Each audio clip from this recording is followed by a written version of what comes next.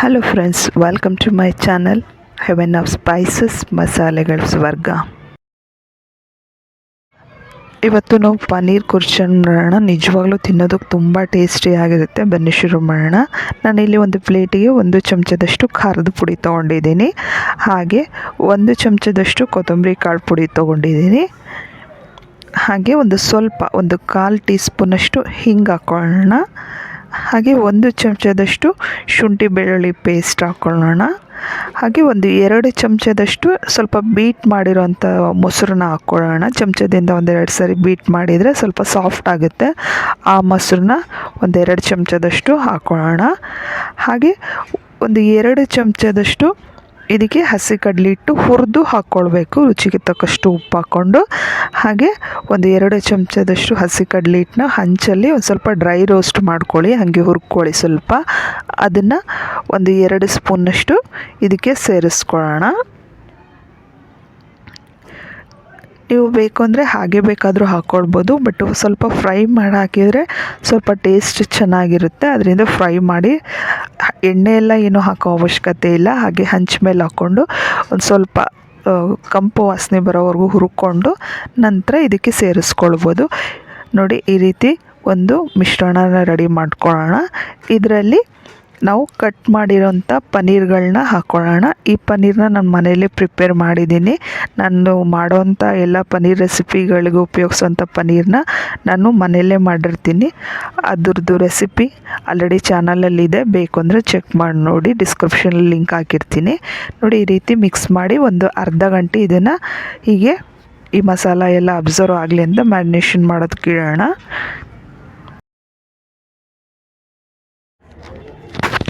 ನೀವು ಇದನ್ನು ಪ್ರಿಪೇರ್ ಮಾಡಿಕೊಂಡೇ ಮಾಡಬೇಕು ಅಂತೇನಿಲ್ಲ. ನಿಮ್ಮ ಮನೇಲಿ ಏನಾದ್ರು ಪನ್ನೀರ್ ಟಿಕ್ಕಾ, ಪನ್ನೀರ್ ಕಬಾಬ್ ಅಥವಾ ನಾನ್ ವೆಜ್ಜೇ ಮಾಡಿದ್ರು, ಚಿಕನ್ ಕಬಾಬು, ಚಿಕನ್ ಟಿಕ್ಕಾ ಈ ಥರದ್ದೇನಾದರೂ ಮಾಡಿದರೆ ಅದು ಮಿಕ್ಕಿರುತ್ತಲ್ಲ, ಅದನ್ನು ಕೂಡ ನೀವು ಈ ರೆಸಿಪಿಗೆ ಉಪಯೋಗಿಸ್ಬೋದು. ಬಟ್ ಇಲ್ಲಿ ನಾನು ಪ್ರಿಪೇರ್ ಮಾಡಿ ತೋರಿಸ್ತಾ ಇದ್ದೀನಿ. ನೀವು ಪ್ರಿಪೇರ್ ಮಾಡ್ಕೊಂಡಾದರೂ ಮಾಡ್ಕೊಳ್ಬೋದು, ಅಥವಾ ನಿಮ್ಮ ಮನೇಲಿ ಉಳಿದಿರೋ ಅಂಥದ್ದನ್ನು ಉಪಯೋಗಿಸಿ ಕೂಡ ಮಾಡ್ಬೋದು. ಅದಕ್ಕೋಸ್ಕರನೇ ಹೇಳೋದು ಕುರ್ಚನ್ ಅಂತ. ನಮ್ಮಲ್ಲಿ ಏನು ಅಳ್ದು ಉಳಿದಿರೋದು ಅಂತ ಹೇಳ್ತೀವಲ್ಲ, ಆ ರೀತಿ ಉಳಿದಿರೋದನ್ನೆಲ್ಲ ಉಪಯೋಗಿಸಿ ರೆಸ್ಟೋರೆಂಟ್ಗಳಲ್ಲಿ ಇದನ್ನು ಮಾಡ್ತಾರೆ. ಅದಕ್ಕೋಸ್ಕರನೇ ಇದಕ್ಕೆ ಪನ್ನೀರ್ ಕುರ್ಚನ್ ಅಂತ ಹೇಳೋದು. ಇದನ್ನು ಫ್ರೈ ಮಾಡಿದ ತೆಗೆದು ಸೈಡಿಗೆ ಇಟ್ಕೊಳ್ಳೋಣ. ಪನ್ನೀರು ಬೇಯೋದಕ್ಕೇನು ತುಂಬ ಟೈಮ್ ತೊಗೊಳ್ಳಲ್ಲ. ಸೊ ಇದನ್ನು ಫ್ರೈ ಮಾಡಿ ಸೈಡಿಗೆ ಇಟ್ಕೊಳ್ಳೋಣ. ನಾನು ಅದೇ ತವಕ್ಕೆ 1-2 ಸ್ಪೂನಷ್ಟು ಆಯಿಲ್ ಹಾಕ್ಕೊಳ್ತಾ ಇದ್ದೀನಿ. ಹಾಗೆ 1 ಚಮಚದಷ್ಟು ಜೀರಿಗೆ ಹಾಕ್ಕೊಳ್ಳೋಣ. ಹಾಗೆ 1.5 ಚಮಚದಷ್ಟು ಶುಂಠಿ ಬೆಳ್ಳುಳ್ಳಿ ಪೇಸ್ಟ್ ಹಾಕ್ಕೊಳ್ಳೋಣ. ನೀವು ಬೇಕು ಅಂದರೆ ಪೇಸ್ಟಲ್ಲೇ ಸಾಲ್ಟ್ ಹಾಕಿ ಪೇಸ್ಟ್ ಮಾಡಿಕೊಂಡು ಯೂಸ್ ಮಾಡ್ಬೋದು, ಅಥವಾ ಮೇಲಿಂದ ಹಾಕ್ಕೊಳ್ಬೋದು. ಅಕಸ್ಮಾತಾಗಿ ಏನಾದರೂ ನೀವು ಬೆಳ್ಳುಳ್ಳಿ ತಿನ್ನಲ್ಲ ಅನ್ನೋದಾದರೆ ಬೆಳ್ಳುಳ್ಳಿ ಬಿಟ್ಟು ಬರೀ ಶುಂಠಿನ ಯೂಸ್ ಮಾಡ್ಬೋದು. ಅಕಸ್ಮಾತ್ ನೀವು ಈರುಳ್ಳಿ ಕೂಡ ಉಪಯೋಗಿಸಲ್ಲ ಅನ್ನೋದಾದರೆ ಈರುಳ್ಳಿ ಕೂಡ ಇದಕ್ಕೆ ಸ್ಕಿಪ್ ಮಾಡಿ ನೀವು ರೆಸಿಪಿ ಮಾಡ್ಕೊಳ್ಬೋದು. ನೀವು ಬೆಳ್ಳುಳ್ಳಿ ಅಥವಾ ಈರುಳ್ಳಿ ಉಪಯೋಗಿಸ್ದೇನೆ ಈ ರೆಸಿಪಿ ತುಂಬ ಚೆನ್ನಾಗಿ ಬರುತ್ತೆ. ಇಲ್ಲಿ 2 ಈರುಳ್ಳಿನ ಸಣ್ಣದಾಗಿ ಕಟ್ ಮಾಡಿ ಹಾಕ್ಕೊಳ್ತಾ ಇದ್ದೀನಿ. ಇದು ಕೆಂಪುಗಾಗೋವರೆಗೂ ಚೆನ್ನಾಗಿ ಕೈ ಆಡ್ಕೊಳ್ಬೇಕು. ನಾನು ಹೇಳಿದ್ನಲ್ಲ, ಆದಷ್ಟು ಫ್ಲ್ಯಾಟ್ ಆಗಿರೋಂಥ ಪಾತ್ರೆನ ಉಪಯೋಗಿಸಿ, ಆವಾಗ ರೆಸಿಪಿ ತುಂಬ ಚೆನ್ನಾಗಿ ಬರುತ್ತೆ. 1 ಚಮಚದಷ್ಟು ಕೊತ್ತಂಬರಿ ಕಾಳು ಪುಡಿ ಹಾಕ್ಕೊಳ್ತಾ ಇದ್ದೀನಿ. ಹಾಗೆ 1/4 ಚಮಚದಷ್ಟು ಇದಕ್ಕೆ ಜೀರಿಗೆ ಪೌಡ್ರ್ ಹಾಕ್ಕೊಳ್ಬೇಕು. ಕೊತ್ತಂಬರಿ ಕಾಳು ಪುಡಿ ಜಾಸ್ತಿ, ಜೀರಿಗೆ ಪುಡಿ ಜಸ್ಟು 1/4 ಚಮಚದಷ್ಟು ಜೀರಿಗೆ ಪುಡಿ ಹಾಕ್ಕೊಳ್ಳೋಣ. ಹಾಗೆ 1/4 ಚಮಚದಷ್ಟು ಹಿಂಗೆ ಹಾಕ್ಕೊಳ್ಳೋಣ. ಇದಕ್ಕೆ ನೋಡಿ, ಹಿಂಗೆ ಹಾಕ್ಕೊಳ್ತಾ ಇದ್ದೀನಿ.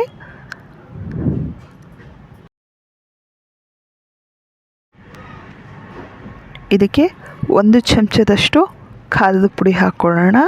ಹಾಗೆ 1/4 ಚಮಚದಷ್ಟು ಅರಿಶಿನ ಹಾಕ್ಕೊಳ್ಳೋಣ.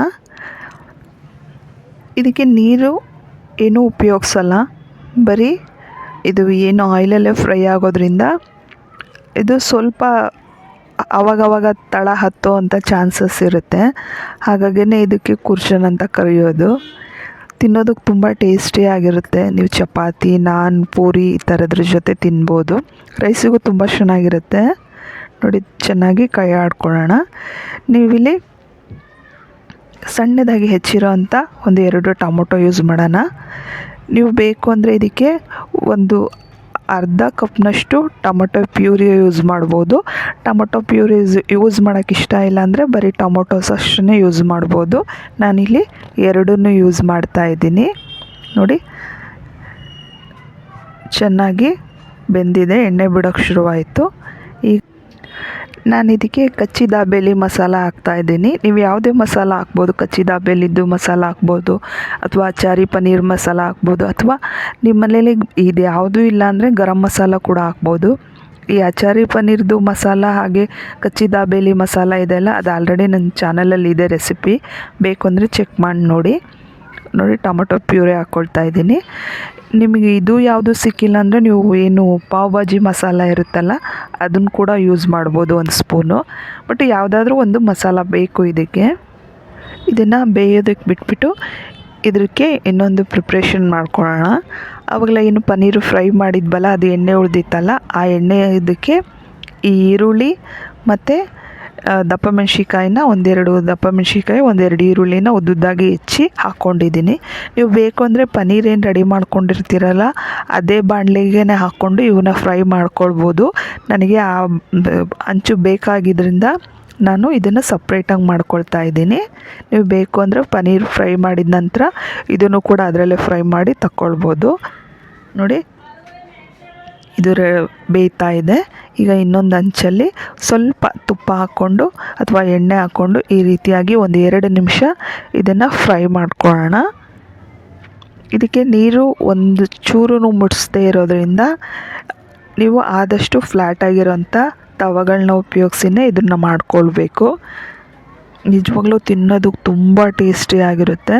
ನೋಡಿ ಒಂದು 2 ನಿಮಿಷ ಚೆನ್ನಾಗಿ ಕೈ ಆಡ್ಕೊಂಡ ನಂತರ ಆವಾಗಲೇ ಬೇಯಿಸ್ಕೊಂಡಿದ್ವಲ್ಲ ಅದಕ್ಕೆ ಇದನ್ನು ಮಿಶ್ರಣ ಮಾಡ್ಕೊಳ್ಳೋಣ.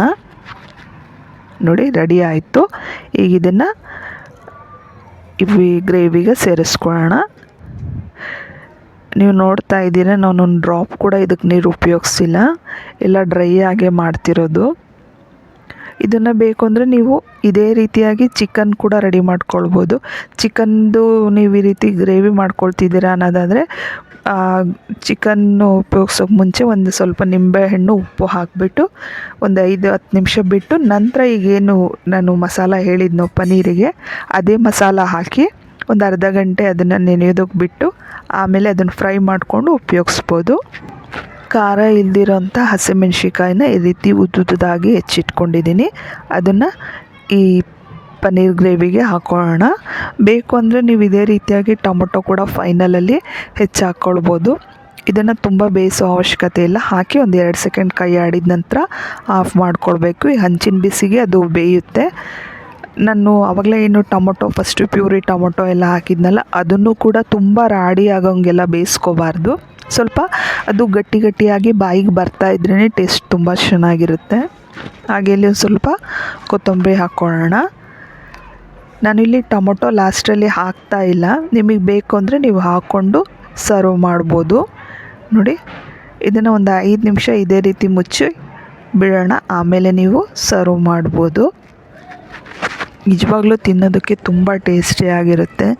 ನೀವು ಇದನ್ನು ಯಾವುದ್ರ ಜೊತೆ ಬೇಕಾದ್ರೂ ಎಂಜಾಯ್ ಮಾಡ್ಬೋದು. ನೋಡಿ ನಮ್ಮ ಪನ್ನೀರ್ ಕುಶ್ಚನ್ ರೆಡಿಯಾಗಿದೆ. ಖಂಡಿತ ರೆಸಿಪಿನ ಟ್ರೈ ಮಾಡಿ ಹೇಗೆ ಅನ್ನಿಸ್ತು ಅಂತ ತಿಳಿಸೋದನ್ನು ಮರಿಬೇಡಿ. Thank you.